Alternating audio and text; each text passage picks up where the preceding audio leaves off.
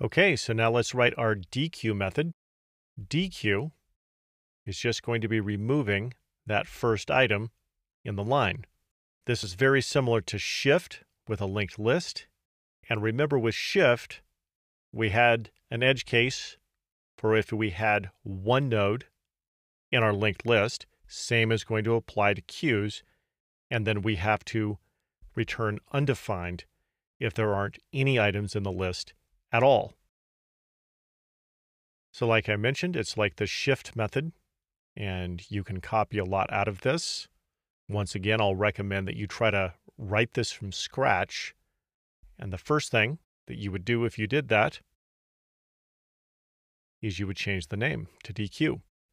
And as always, when we're going to remove something from a data structure, if it is empty, we can't remove that item, so we'll return undefined. Otherwise, we will need a variable to point at the item that we're going to return. So we'll say temp is equal to this dot first, like this.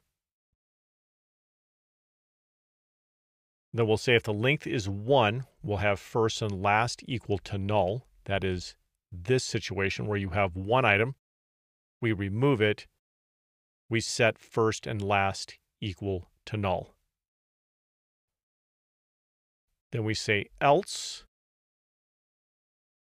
first equals first dot next.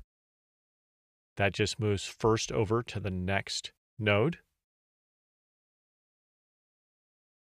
And then temp dot next equals null. So that is temp dot next equals null.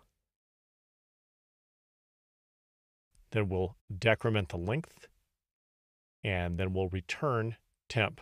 So that's this item here, we'll return that.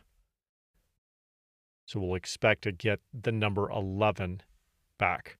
So we'll look at this code in a moment in DevTools, and then we'll build out this same queue that we've been using in this video and remove this item. So we should see the number 11 returned, and then we'll look at our queue, and first should be pointing to the node with the value of 3.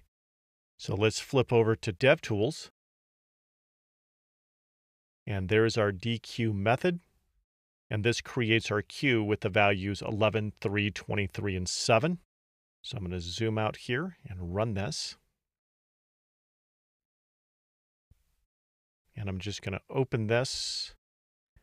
And the first node, that's the one we're going to dequeue, has the value of 11. So I'm going to clear this. Then I'll run our dequeue method. And it returns the node with the value of 11. Now let's look at the queue. And we'll open this. And now first is pointing to the node with the value of 3. So that is Dequeue.